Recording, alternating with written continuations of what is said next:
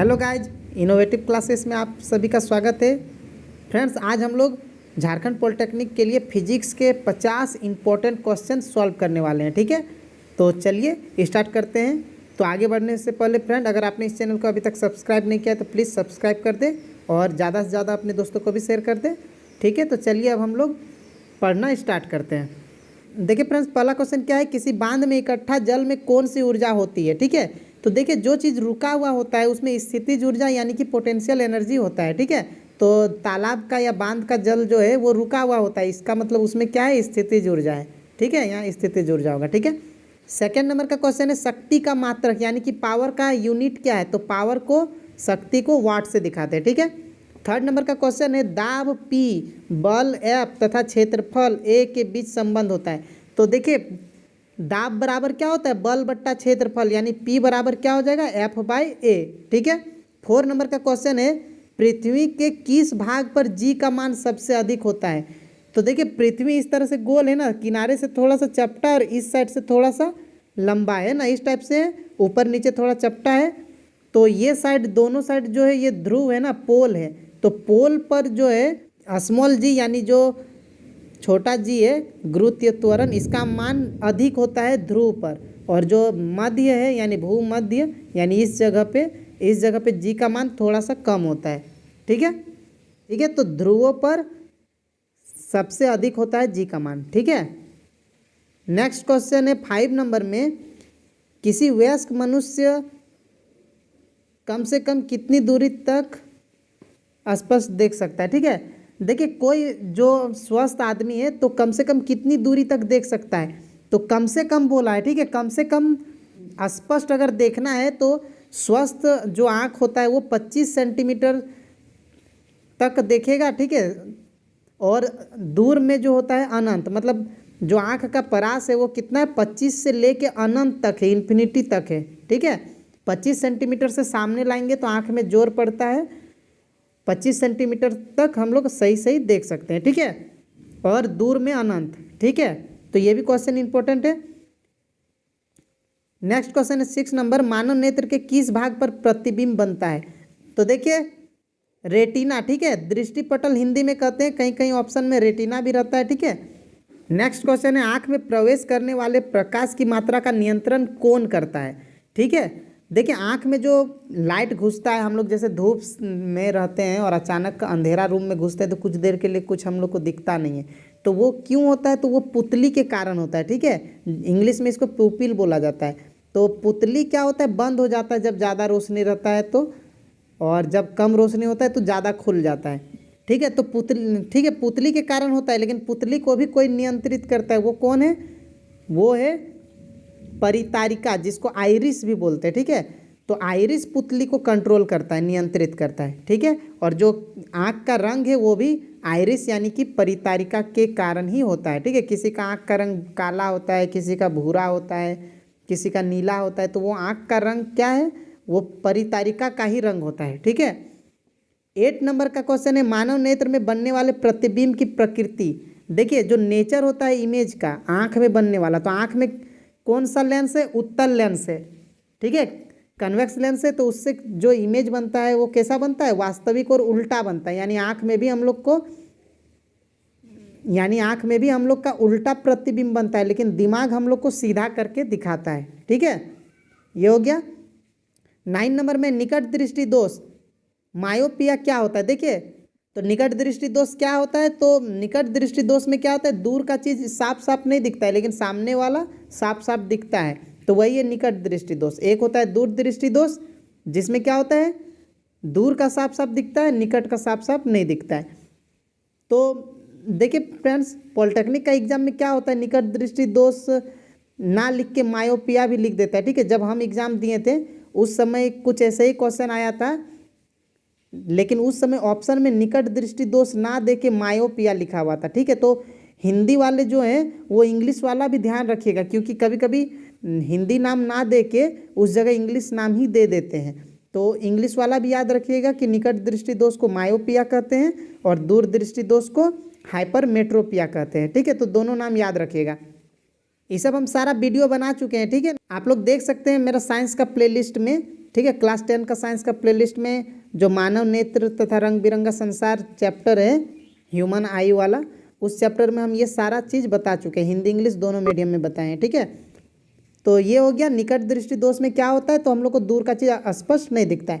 10 number का question, निकट दृष्टि दोष ठीक किया जाता है। निकट दृष्टि दोष कैसे ठीक होगा, तो वो अवतल लेंस से, ठीक है, कनकेव लेंस से ठीक होगा। और अगर दूर दृष्टि दोष है तो उत्तल लेंस से, यानी कि कन्वेक्स लेंस से। 11 नंबर का क्वेश्चन है, किस रंग का तरंग दैर्ध्य सबसे अधिक होता है। तो देखिए जो प्रकाश है उसमें 7 रंग होता है, तो लाल का तरंग दैर्ध्य सबसे अधिक होता है और बैगनी जो सबसे नीचे रहता है उसका तरंग दैर्ध्य सबसे कम होता है। 12 नंबर का क्वेश्चन है,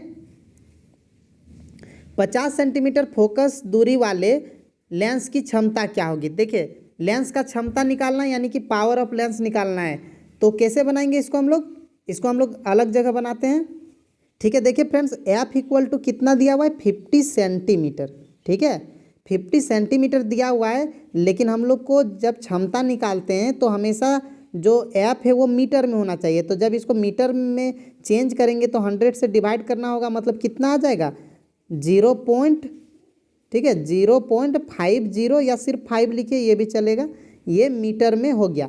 अब हम लोग को क्षमता यानी P निकालना है, तो P इक्वल टू होता है 1/f, तो 1/f यानी कि 0.5, ठीक है, 0.5। अब ये पॉइंट जब हटेगा तो ऊपर में 10 आ जाएगा और यहाँ 5 से 10 2 बार में कटेगा, यानी f क्या निकला, P क्या निकला, 2 निकला, ठीक है। तो P इक्वल टू 2 और पावर यानी क्षमता का ऐसा ही मात्रक होता है डायोप्टर, यानी 2 डायोप्टर आंसर होगा, ठीक है, ठीक है। तो यहाँ 2 डायोप्टर आंसर लिखा हुआ है। अब 13 नंबर का क्वेश्चन है फ्रेंड्स, आकाश नीला क्यों दिखता है। तो देखिए आकाश नीला क्यों दिखता है, प्रकाश के प्रकीर्णन के कारण, इंग्लिश में बोलते हैं स्कैटरिंग ऑफ लाइट, उसके कारण आकाश नीला दिखता है। सुबह के समय सुबह और शाम के समय सूरज लाल दिखता है, तो वो भी प्रकाश के प्रकीर्णन के कारण ही होता है, स्कैटरिंग ऑफ लाइट के कारण ही होते हैं, ठीक है। अब है नेक्स्ट क्वेश्चन, 2 समतल दर्पण को कितने कोण पर रखा जाए कि उनके 8 प्रतिबिंब 8 इमेज बनेगा, तो कितना डिग्री पर रखेंगे। तो ये वाला हम स्पेशल एक वीडियो बना चुके हैं इसी पर, ठीक है, अगर आपने वो नहीं देखा है तो देख लीजिए, ठीक है। तो इसका हम बता देते हैं कैसे 8 प्रतिबिंब बनना है ना, तो इसके लिए एक फॉर्मूला हम बताए थे, उसको बताते हैं हम। तो देखिए फ्रेंड्स, हम फॉर्मूला क्या बताए थे, n इक्वल टू 360, ठीक है, 360 और बाय में θ-1, ये फॉर्मूला बताए थे। अब यहाँ पे n जो है ये 8 है, मतलब ये प्रतिबिंब की संख्या है 8, ये 8 है पहले से, और 360 बट्टा में θ, ठीक है, और -1, तो इसको शॉर्ट में बनाएंगे हम लोग, ठीक है, ज़्यादा टाइम नहीं देना है क्योंकि वहाँ टाइम तो लिमिट है ना, जितना जल्दी हो सके उतना जल्दी बनाना है। तो देखिए ये 1 जो है माइनस में इधर आ जाएगा, प्लस में हो जाएगा 8 के साथ, तो 9 हो जाएगा, और जब ये θ इधर आएगा और 8 उधर जाएगा, मतलब क्या हो जाएगा 360 डिवाइड हो जाएगा 9, ठीक है, क्योंकि इधर 9 आने वाला है, ये 1 प्लस होके, तो 9 से जब डिवाइड करेंगे तो 40 आ जाएगा, यानी कि θ इक्वल टू क्या होगा 40 डिग्री, ठीक है, ठीक है। तो यहाँ आंसर क्या हो जाएगा 40 डिग्री। अब 15 नंबर का क्वेश्चन है, सूर्य के प्रकाश का विकिरण जो गर्म होने का कारण है। तो देखिए सूरज का जो विकिरण है उसमें औरक प्रकाश यानी इंफ्रारेड रेज जो है वो हीट करता है, ठीक है, उसी के कारण हीट होता है, ठीक है। 16 नंबर का क्वेश्चन है, सूर्य की ऊर्जा का स्रोत है। तो सूर्य जो ऊर्जा देता है, हीट देता है, वो कैसे देता है। तो सूरज में क्या होता है, नाभिकीय संलयन यानी कि न्यूक्लियर फ्यूजन होता है, ठीक है। 17 नंबर का क्वेश्चन है, नाभिक विखंडन यानी न्यूक्लियर फ्यूजन की खोज किसने की थी। तो ऑटो हॉर्न ने की थी, ठीक है। 18 नंबर में, ध्वनि की चाल से अधिक चाल की वस्तु को क्या कहते हैं। वैसा चीज़ जो साउंड का स्पीड से भी ज़्यादा स्पीड चले उसको कहा जाता है सुपरसोनिक। सुपरसोनिक मिसाइल आप लोग सुने होंगे नाम, यानी वो साउंड से भी स्पीड चलता है, ठीक है। अब नेक्स्ट क्वेश्चन देखते हैं। क्वेश्चन है, 1 किलोग्राम भार तुल्य है, यानी 1 kg वेट इक्वल होगा कितना। तो देखिए W इक्वल टू यानी भार इक्वल टू क्या होता है mg, ठीक है, m इंटू जी होता है। अब देखिए m तो 1 है, यहाँ तो बोल दे रहा है ना 1 किलो है, तो m 1 किलो और गुना g, छोटा g का वैल्यू तो होता है 9.8, और जब 9.8 और 1 का गुना करेंगे तो 9.8 ही रहेगा, यानी कि वेट यानी कि भार क्या निकलेगा 9.8, और भार का मात्रक है न्यूटन, इसीलिए यहाँ 9.8 न्यूटन होगा, ठीक है। नेक्स्ट क्वेश्चन है 20 नंबर, प्रकाश के 7 रंगों में किस रंग की आवृत्ति सबसे अधिक होती है? ये तो हम अभी पीछे भी बता दिए कि बैगनी रंग की आवृत्ति यानी फ्रीक्वेंसी सबसे अधिक होती है, ठीक है। 21 नंबर का क्वेश्चन है, पृथ्वी का प्लायन वेग कितना होता है? तो देखिए पृथ्वी का प्लायन वेग कितना होता है? 11.2 किलोमीटर पर सेकंड। देखिए प्लायन वेग क्या होता है? तो वो स्पीड जिससे अगर किसी चीज़ को फेंका जाए या उसका उस स्पीड से अगर गति करे तो वो उसका जो गुरुत्वाकर्षण है उससे बाहर चला जाएगा, ठीक है। मतलब पृथ्वी से अगर कोई चीज़ 11.2 किलोमीटर पर सेकंड का स्पीड से निकले तो वो वापस नहीं आएगा, वो अंतरिक्ष में चला जाएगा, ठीक है। इसी तरह चांद का अगर प्लायन वेग देखा जाए तो चांद का प्लायन वेग कितना होता है? चांद में जो है ये बहुत कम है, ठीक है, 2.4 किलोमीटर, 2.4 किलोमीटर पर सेकेंड ही है। 22 नंबर का क्वेश्चन है, पृथ्वी की सतह से केंद्र की ओर जाने पर जी का मान क्या होता है? देखिए जैसे मान लेते हैं ये पृथ्वी है, ठीक है, ये अर्थ है और ये इसका सतह है। तो सतह से अगर हम लोग नीचे जाते हैं तो भी जो ये छोटा जी है इसका मान घटता है, ऊपर जाते हैं तो भी जी का मान घटता है, सिर्फ सतह में ही जी का मान सबसे अधिक रहता है, ठीक है। तो हम भी जब एग्जाम दिए थे ना तो ये क्वेश्चन पूछा गया था कि पृथ्वी की सतह से केंद्र की ओर जाने पर जी का मान क्या होगा? तो आंसर क्या होगा? घटेगा, ठीक है, घटता है। 23 नंबर का क्वेश्चन है, सामान्य मनुष्य के कानों के लिए श्रव्यता परास क्या है? तो देखिए कान कितना से कितना तक का ध्वनि सुन सकता है, वही है श्रव्यता परास या परिसर, ठीक है। तो देखिए 20 हर्ट्ज से लेके 20,000 हर्ट्ज तक का ध्वनि को कान सुन सकता है, ठीक है। 20,000 हर्ट्ज को ही 20 किलो हर्ट्ज बोला जाता है, ठीक है। नेक्स्ट है, यदि चंद्रमा पर कोई विस्फोट हो तो पृथ्वी पर कब सुनाई देगा? तो देखिए चंद्रमा पर अगर कोई विस्फोट होता है तो पृथ्वी पर सुनाई ही नहीं देगा। क्यों नहीं सुनाई देगा? क्योंकि जो ध्वनि है उसको चलने के लिए एक माध्यम का आवश्यकता है, ठीक है। लेकिन चंद्रमा तो अंतरिक्ष में, वहाँ तो कोई माध्यम नहीं है, हवा नहीं है, तो वहाँ से आवाज़ आएगा ही नहीं हम लोग तक, ठीक है, समझ गए। नेक्स्ट क्वेश्चन देखिए क्या है फ्रेंड्स, घरों में प्रयुक्त धारा होती है। देखिए घर में जो यूज होता है तो कैसा धारा होता है यानी कैसा करंट होता है? तो घर में प्रत्यावर्ती धारा यानी कि अल्टरनेट करंट, एसी करंट होता है, ठीक है। और जो बैटरी सब होता है छोटा छोटा वो सब में डीसी करंट होता है, ठीक है। 26 नंबर का क्वेश्चन है, नाभिक की भट्टी में मंदक का कार्य करता है। मंदक का मतलब क्या होता है? जो नाभिक की भट्टी होता है वहाँ रिएक्शन जो होता है वो जब भारी तत्वों को तोड़ा जाता है जिससे बहुत ज़्यादा मात्रा में रिएक्शन होता है, ठीक है, तो उसको धीरे करता है। मतलब वो टूटता जाता है तो उससे बहुत ज़्यादा ऊर्जा निकलता है, तो उसको धीरे करने का काम कौन कौन करता है? तो भारी जल भी यूज होता है, ग्रेफाइट भी और बेरियम ऑक्साइड भी होता है। तो ऑप्शन में जो होगा आप लोग वो टिक कर दीजिएगा, ठीक है। नेक्स्ट है, चाल का विम्य सूत्र क्या है? तो देखिए विम्य सूत्र यानी कि डायमेंशन जिसको बोलते हैं हम लोग, तो MLT, ये 3 चीज़ से डायमेंशन दिखाया जाता है, MLT, ठीक है। अगर मास है यानी कि द्रव्यमान है तो M से, लंबाई है तो L से, समय है तो T से। अब देखिए चाल बराबर क्या होता है? दूरी बट्टा समय, यानी कि जो स्पीड है equal to distance by time. अब डिस्टेंस क्या है? एक दूरी है यानी लंबाई है, तो लंबाई को तो L से दिखाते हैं हम लोग, ठीक है। और बट्टा में दूरी बट्टा समय होता है ना, डिस्टेंस बाय टाइम, तो डिस्टेंस हो गया L और समय को T से दिखाते हैं। तो L/T यानी इसको हम लोग T को जब ऊपर ले जाएंगे तो LT-1 हो जाएगा ना। ये हम पहले भी आप लोग को समझाएं कैसे माइनस हो जाता है। तो देखिए चाल का क्या हो गया डायमेंशन? LT-1, ठीक है। नेक्स्ट क्वेश्चन है 28 नंबर का, 1 नैनोमीटर बराबर है। तो 1 नैनोमीटर किसके बराबर होता है? तो 10⁻⁹ मीटर के इक्वल होता है, ठीक है। 29 नंबर है, एक अश्व शक्ति, अश्व शक्ति मतलब HP, ठीक है। HP आप लोग सुने होंगे हॉर्स पावर, तो हॉर्स पावर किसके बराबर होता है? तो 746 वाट यानी कि 746 वाट के बराबर होता है 1 HP, ठीक है। 30 नंबर का क्वेश्चन है, किसी वस्तु के वेग को दोगुना कर दिया जाए तो उसका गतिज ऊर्जा हो जाएगा, ठीक है। तो देखिए वेग को अगर दोगुना कर दें तो गतिज ऊर्जा क्या होगा, इसको हम लोग अलग जगह समझते हैं। देखिए फ्रेंड्स, गतिज ऊर्जा काइनेटिक एनर्जी इक्वल टू क्या होता है? 1/2 mv², ठीक है। ये मान लेते पहले था, अब ke2 क्या निकलेगा? ke2 क्या होगा? तो वो 1/2 m और v को क्या किया जा रहा है? यहाँ जो v है इसको दोगुना कर दिया जा रहा है v को, यानी कि पहले v था तो इसका डबल कर देंगे तो 2v हो जाएगा, तो 2v का स्क्वायर, ठीक है। और इन दोनों को डिवाइड कर देना है, ठीक है। हम एक ही जगह कर दे रहे, शॉर्ट में बना दे रहे, 1/2 से 1/2 कट जाएगा, m से m कट जाएगा और ke1, ठीक है, ke1/ke2 इक्वल टू क्या हो जाएगा, v का स्क्वायर बाय में 2 का स्क्वायर 4 और v का स्क्वायर v स्क्वायर। अब देखिए v स्क्वायर भी कटा, 1/4 आ गया, ठीक है, यानी ke1, ठीक है, इधर बनाते हैं ke1/ke यानी काइनेटिक एनर्जी 2 इक्वल टू क्या हो गया 1/4, ठीक है। अब इसको क्रॉस मल्टीप्लाई जब हम लोग करेंगे तो ke2 इक्वल टू क्या हो जाएगा, ठीक है, ke2 इक्वल टू 4ke1, यानी कि जो दूसरा वाला काइनेटिक एनर्जी है वो पहला वाला काइनेटिक एनर्जी से 4 गुना हो जाएगा, यानी 4 गुना बढ़ जाएगा, ठीक है, समझ गए, ठीक है। तो इसीलिए यहाँ पे 4 गुना आंसर लिखा हुआ है, ठीक है। अब नेक्स्ट क्वेश्चन देखते हैं। 31 नंबर में है हीरे का अपवर्तनांक यानी रिफ्रैक्टिव इंडेक्स कितना होता है, तो हीरे का अपवर्तनांक 2.42 होता है, ठीक है। लाइट चैप्टर से है, प्रकाश वाला।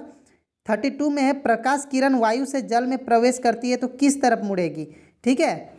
तो देखिए अभिलंब की ओर मुड़ेगी क्योंकि प्रकाश हवा से पानी में जा रहा है, विरल से सघन में, तो विरल से सघन में जब जाता है यानी कि रेयरर से डेंसर मीडियम में जाता है तो वो नॉर्मल की तरफ यानी कि अभिलंब की तरफ मुड़ जाएगी, ठीक है। यही वाला उल्टा अगर रहता, जल से वायु में जाती तो फिर अभिलंब से दूर होता, ठीक है, दूर मुड़ जाती, ठीक है। 33 में अंतरिक्ष यात्री को आकाश कैसा दिखाई देता है, तो उसको काला दिखाई देता है, ठीक है। हम लोग को नीला दिखता है लेकिन उसको काला दिखता है क्योंकि वहाँ पे हवा नहीं है और उसके कारण प्रकाश का प्रकीर्णन नहीं हो पाता है, ठीक है।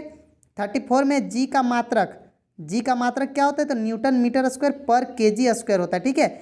हम एसआई मात्रक का एक वीडियो ही स्पेशल बना चुके हैं, पॉलिटेक्निक के लिए ही हम बनाए स्पेशल, तो आप लोग वो वीडियो देख सकते हैं क्योंकि एसआई यूनिट भी बहुत इंपॉर्टेंट है, 3-4 क्वेश्चन तो मिल ही सकता है, तो वो वीडियो को भी आप लोग देख लीजिए।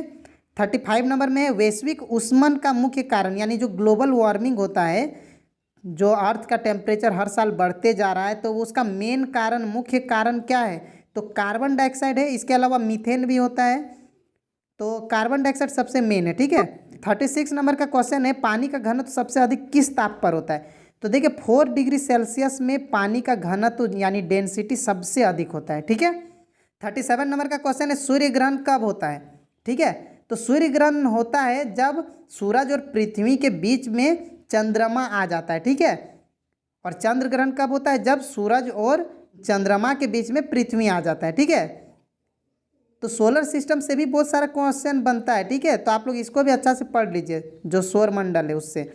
38 में वाहनों में पश्च दृश्य दर्पण के रूप में उपयोग होता है। देखिए जो साइड मिरर होता है गाड़ी में, पीछे देखने वाला जो आईना लगा हुआ होता है वो कौन सा दर्पण होता है, तो उत्तल दर्पण, कन्वेक्स मिरर लगा हुआ होता है, ठीक है।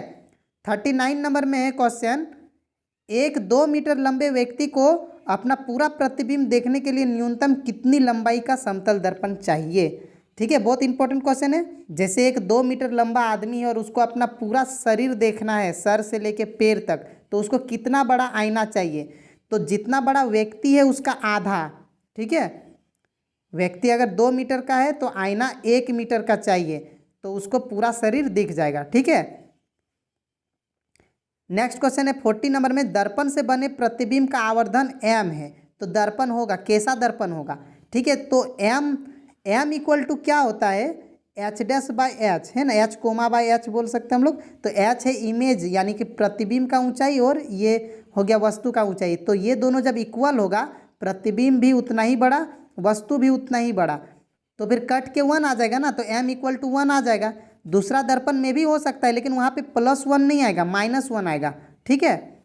तो इसीलिए यहाँ पे कौन सा दर्पण होगा, समतल दर्पण, क्योंकि समतल दर्पण में प्रतिबिंब की ऊंचाई और वस्तु की ऊंचाई बराबर होता है। नेक्स्ट क्वेश्चन है, निर्वात में प्रकाश का वेग कितना है, ठीक है, यानी कि जब हवा ना हो, जहाँ हवा नहीं है, यानी वैक्यूम में लाइट का स्पीड कितना होता है, तो वो कितना होता है 3 × 10⁸ मीटर पर सेकेंड, ठीक है। देखिए फ्रेंड्स 42 नंबर का क्वेश्चन है, कोई व्यक्ति किसी समतल दर्पण से 2 मीटर दूरी पर खड़ा है, ठीक है, तो वहाँ यहाँ वह होगा, वहाँ नहीं, तो वह अपने प्रतिबिंब से कितनी दूर खड़ा होगा, ठीक है। अगर कोई आदमी आईना से 2 मीटर दूर खड़ा है तो आईना में जो उसका परछाई बन रहा है उसका जो इमेज बन रहा है उससे वो कितना दूर है।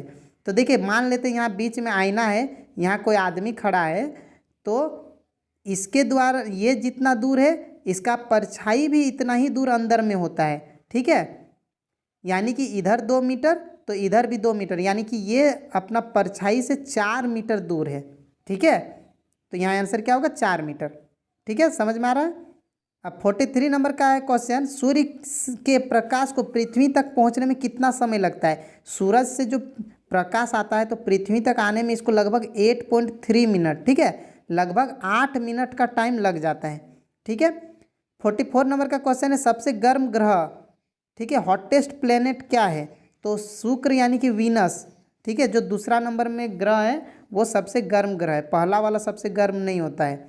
जो सूरज से सबसे सामने वो सबसे गर्म नहीं है, सेकेंड वाला जो है वो सबसे ज़्यादा गर्म है, ठीक है। 45 नंबर में प्रकाश के वेग को मापने वाला सर्वप्रथम वैज्ञानिक था, ठीक है, किसने सबसे पहले प्रकाश का वेग को नापा था। तो वो रोमर नाम के एक वैज्ञानिक थे जिन्होंने नापा था, ठीक है। 46 नंबर का क्वेश्चन है, प्रतिरोधकता का एसआई मात्रक। देखिए एसआई मात्रक का वीडियो हम पहले भी बना चुके हैं, ठीक है, आप लोग उसको देख सकते हैं, बहुत सारे चीज़ का हम बता चुके हैं एसआई मात्रक, ठीक है।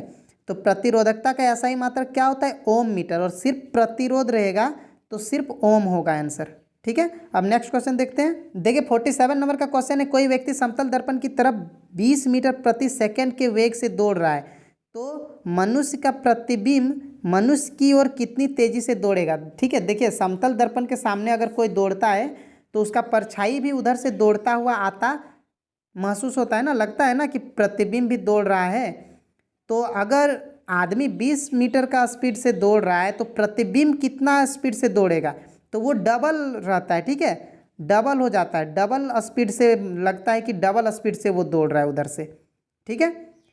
48 नंबर का क्वेश्चन है, हीटर का तापन अवयव किसका बना होता है, ठीक है। जो हीटर में गर्म होता है जो चीज़, जो इसको हम लोग कॉइल या कुंडली बोलते हैं, वो किस चीज़ से बना होता है, तो वो नाइक्रोम का बना होता है, ठीक है। नाइक्रोम क्या है, एक मिश्र धातु है, एलॉय है, जो किस किस चीज़ से मिला है, तो निकेल, क्रोमियम, मैग्नीज और आयरन से मिलके, लोहा से मिलके बना हुआ है, ठीक है। 49 नंबर का क्वेश्चन है, एमीटर को परिपथ में किस क्रम में जोड़ा जाता है। तो देखिए एमीटर को श्रेणी क्रम में जोड़ा जाता है। एक और क्वेश्चन आएगा, वोल्ट मीटर को किस क्रम में जोड़ा जाता है, तो उसको पासर यानी समांतर क्रम में, ठीक है। एमीटर को सीरीज में और वोल्ट मीटर को पैरेलल कॉम्बिनेशन में। अब 50 नंबर का क्वेश्चन है, ये एक न्यूमेरिकल है, बोल रहा है कि एक बस की गति 5 सेकंड में 80 किलोमीटर प्रति घंटा से घटकर 60 किलोमीटर प्रति घंटा हो जाती है, तो बस का त्वरण ज्ञात कीजिए, ठीक है। तो इसको हम लोग अलग जगह बनाते हैं। देखिए समय बता रहा है,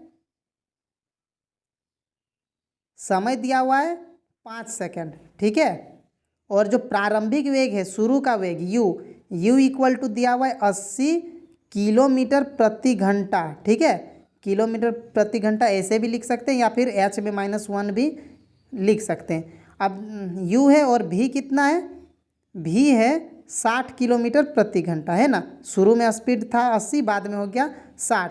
तो देखिए इसमें एक चीज़, ये जो u है ये किलोमीटर प्रति घंटा में और ये भी, तो इसको पहले हम लोग को मीटर प्रति सेकंड में चेंज करना पड़ेगा। अब मीटर प्रति सेकंड में चेंज करने के लिए क्या किया जाता है, तो शॉर्ट हम बताते हैं 5/18 से गुना किया जाता है, ठीक है, ठीक है। तो यहाँ पे क्या हो जाएगा, देखिए 80 को 5 से गुना करेंगे तो कितना हो जाएगा, 400 हो जाएगा, और बाय में 18, इसको इतना ही रहने देते हैं। और इसको जब चेंज करेंगे तो 60 को भी गुना करना होगा 5/18 से, तो इसको गुना करेंगे तो कितना हो जाएगा 300, ठीक है, यहाँ 300 हो जाएगा, 300/18, ठीक है। अब देखिए हम लोग को निकालना क्या है, त्वरण यानी कि a निकालना है, ठीक है। तो a के लिए फॉर्मूला क्या होता है, a इक्वल टू होता है v-u/t, है ना। अब v कितना निकला हम लोग का, v निकला है 300, ठीक है, 300/18 और माइनस u कितना निकला है, तो ये 400/18, ये तो v-u हुआ, और बाय में फिर से टाइम भी है, तो टाइम कितना था 5 सेकंड, ठीक है, तो 5 सेकंड टाइम।